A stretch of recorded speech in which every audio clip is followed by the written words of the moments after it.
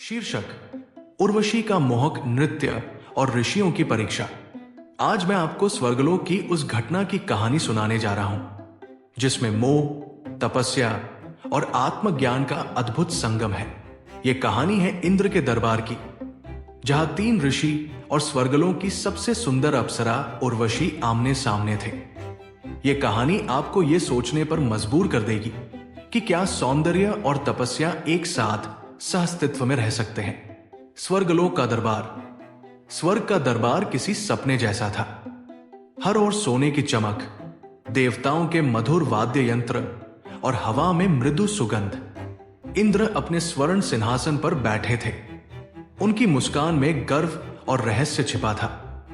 उसी समय 3 महान ऋषि विश्वामित्र, दुर्वासा और भारद्वाज दरबार में प्रवेश करते हैं। उनके चेहरे पर तपस्या का तेज और मन में शांति थी।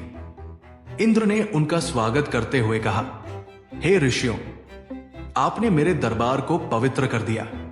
आज मैं आपको स्वर्ग की सबसे सुंदर रचना दिखाऊंगा। वो रचना जो न केवल दृष्टि को बल्कि आत्मा को भी मोहित कर लेती है। तभी संगीत धीमा हो गया और दरबार में प्रवेश हुआ उर्वशी का आगमन। दरबार के मुख्य द्वार पर उर्वशी प्रकट हुई। उसकी चाल में चंद्रमा की शीतलता और बिजली की चमक थी। उसके वस्त्र हल्के और श्वेत थे और उसकी आंखों में एक अनकही कहानी छिपी थी। जैसे ही उसने पहला कदम रखा, पूरा दरबार जैसे समय के बंधन में बंध गया। तीनों ऋषि, जो काम और मोह से परे माने जाते थे, उसकी ओर देखने से खुद को रोक नहीं पाए। इंद्र ने कहा, उर्वशी, आज अपने नृत्य से इन महान ऋषियों को वो अनुभव कराओ जो केवल स्वर्ग में संभव है। नृत्य का आरंभ। उर्वशी ने नृत्य शुरू किया।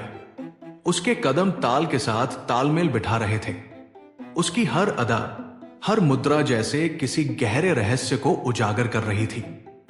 नृत्य करते करते उसने धीरे धीरे अपने आभूषण उतारने शुरू किए।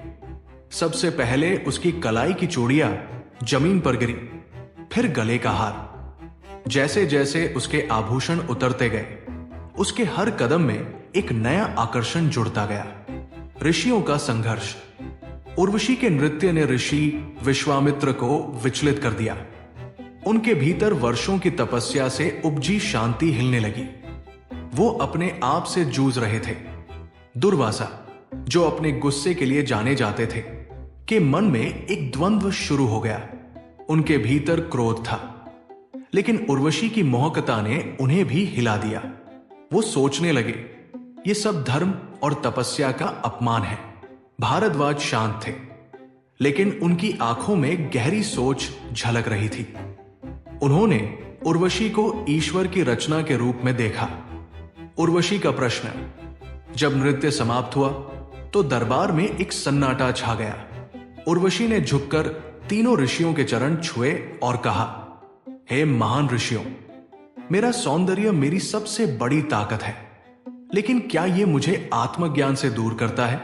क्या मैं केवल मोहकता का प्रतीक हूं, या मैं भी आत्मा के उच्च सत्य को समझ सकती हूं? तीनों ऋषियों का उत्तर।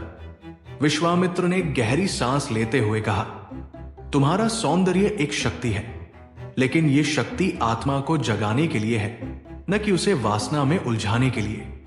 मैंने अपने भीतर के संघर्ष को महसूस किया, और यह मेरी तपस्या का असली इम्तिहान था। दुर्वासा बोले, सौंदर्य और मोह दोनों अस्थायी हैं, लेकिन जब इन्हें भक्ति और प्रेम के माध्यम से प्रयोग किया जाए तो ये आत्मा को पवित्र बना सकते हैं। तुम्हारी नृत्य साधना में ये शक्ति है।